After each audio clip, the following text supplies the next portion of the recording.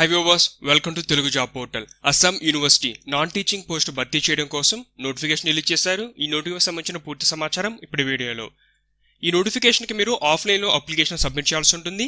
ఇక AP, Telangana male, female candidates ఇద్దరు నోటిఫికేషన్కి అప్లై చేసుకోవచ్చు. పూర్తి సమాచారం ఇప్పుడు చూద్దాం.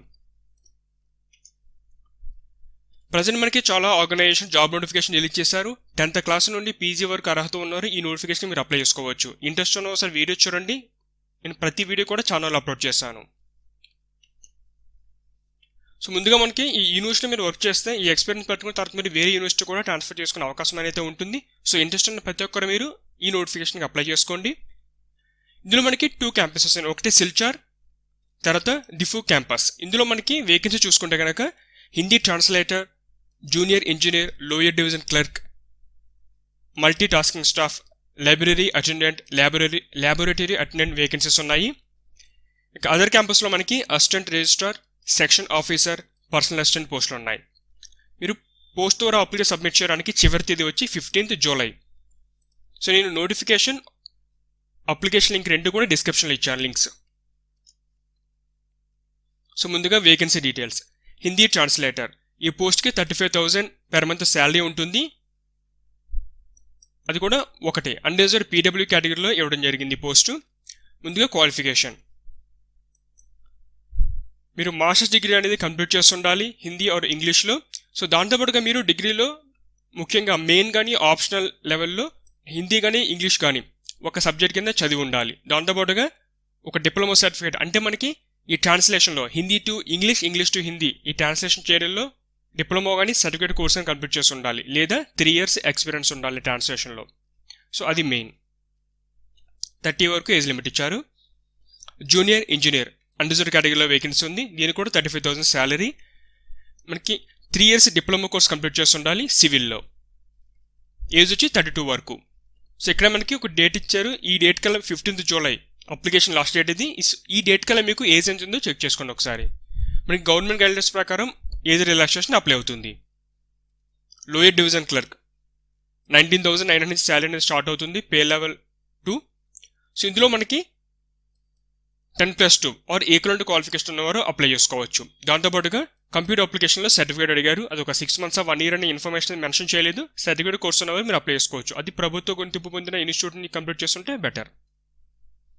ఏజ్ 28 years లిమిట్ ఇవ్వడం జరిగింది. ఇక లైబ్రరీ అటెండెంట్, ఇందులో మనకి టోటల్గా 7 వేకెన్సీస్ ఉన్నాయి. సో వీటికి 10th క్లాస్ పాస్ అంటే సరిపోతుంది. ఎవరికైనా లైబ్రరీ సైన్స్లో మీరు సర్టిఫికేట్ కోర్స్ కంప్లీట్ చేసినా, లేకపోతే కంప్యూటర్ అప్లికేషన్స్లో మీకు ఏమైనా నాలెడ్జ్ ఉన్నా సరే మీకు కొంచెం ప్లస్ అవుతుంది. అది డిజైరబుల్ క్వాలిఫికేషన్. ఎసెన్షియల్ క్వాలిఫికేషన్ అంటే మీరు అప్లై చేసుకోవచ్చు. 10th క్లాస్ క్వాలిఫికేషన్ మొత్తం అది. తర్వాత ఎంటీఎస్ అదర్ వేకెన్సీ.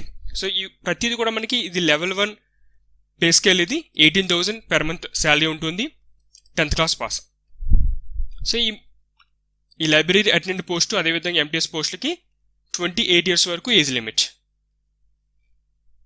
సో మనకి డిఫూ క్యాంపస్ అనదర్ క్యాంపస్లో వేకెన్సీ ఇది. సో మీరు అప్లికేషన్ సబ్మిట్ చేసే ముందు ఏ క్యాంపస్కి అప్లై చేస్తున్నారనే ఇన్ఫర్మేషన్ క్లియర్గా మెన్షన్ చేయాలి. అసిస్టెంట్ రిజిస్ట్రార్, ఇది పే లెవెల్ 10, 56,000 శాలరీ ఉంటుంది. అన్రిజర్వ్డ్ కేటగిరీలో ఒక వేకెన్సీ ఉంది ఇది. సో మనకి కనీసం 55% మార్కులతో మాస్టర్స్ డిగ్రీ అనేది కంప్లీట్ చేసి ఉండాలి.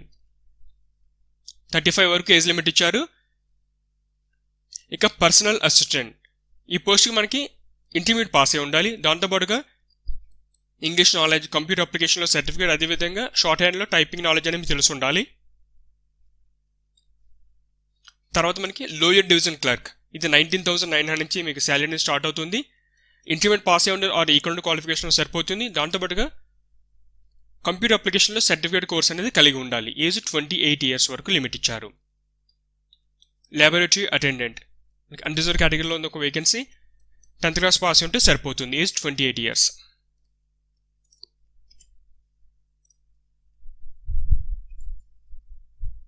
సో ముందుగా ఫీజు సంబంధించిన విషయం.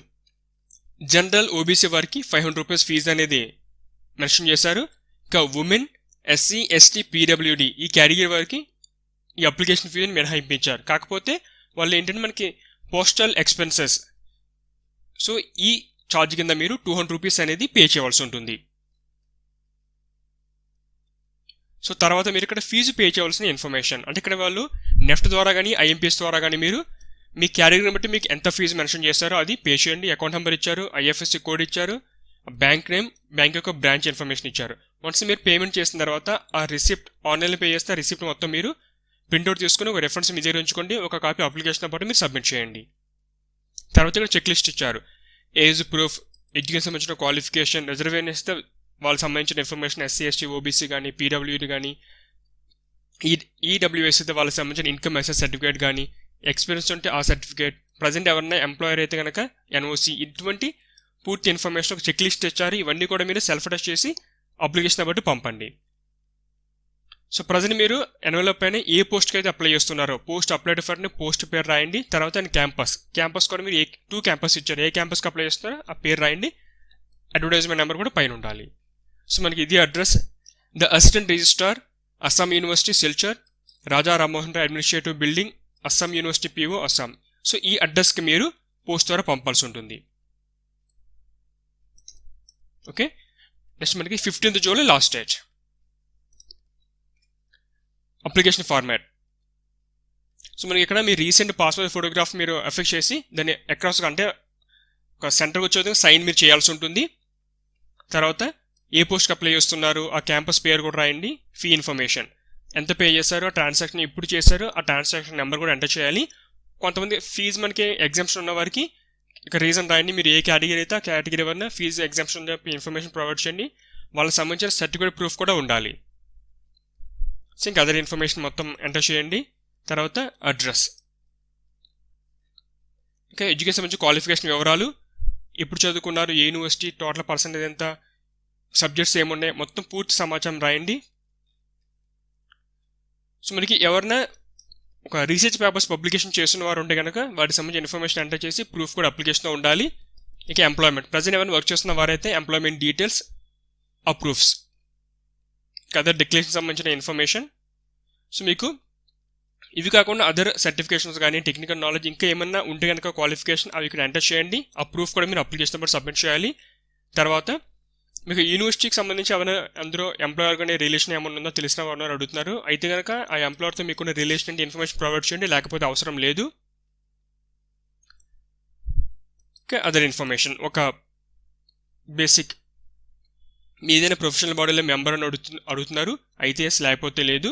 తర్వాత రెఫరెన్సెస్, మీరు ఏమైనా ఎంప్లాయర్ అంటే కనుక రీసెంట్ ఎంప్లాయర్ సంబంధించిన ఇన్ఫర్మేషన్, ఎంప్లాయర్ కాకపోతే మీ ప్రీవియస్ ఏమైనా ఇంటర్న్షిప్ చేసిన ఇన్ఫర్మేషన్ కానీ, మిమ్మల్ని ప్రాజెక్ట్ గైడ్ చేసిన మీ మెంటార్స్ కానీ ఇటువంటి ఇన్ఫర్మేషన్ కావాలి. అంటే బ్యాక్గ్రౌండ్ వెరిఫికేషన్లో మీ గురించి అడిగితే చెప్పగలిగే స్థితిలో ఉండాలి. దానికోసమే ఈ రిఫరెన్స్. తర్వాత ఇక్కడ మీరు డిక్లరేషన్, సిగ్నేచర్. సో ఎంప్లాయర్ అయితే కనుక దానికి సంబంధించిన ఇన్ఫర్మేషన్ వాళ్ళు పూర్తి చేయాల్సి ఉంటుంది. ఇది అప్లికేషన్ ఫార్మాట్. ఇది ఫ్రెండ్స్ అస్సాం యూనివర్సిటీ సంబంధించిన నాన్ టీచింగ్ పోస్టుల యొక్క నోటిఫికేషన్ అండ్ అప్లికేషన్ ఫార్మాట్ యొక్క డీటెయిల్స్ ఇవి. సో ఇంట్రెస్ట్ ఉన్నవారు అప్లై చేసుకోండి, మీ ఫ్రెండ్స్ కూడా విషయాన్ని తెలియజేయండి. ఇటువంటి latest updates online application process గురించి తెలుసుకోవాలంటే ఛానల్ సబ్స్క్రైబ్ చేసుకోండి. మీకు వెంటనే అప్డేట్స్ తెలియాలంటే బెల్ ఐకాన్ ప్రెస్ చేయండి. మీకు ఈ వీడియో నచ్చితే లైక్ చేయండి, షేర్ చేయండి. Thanks for watching.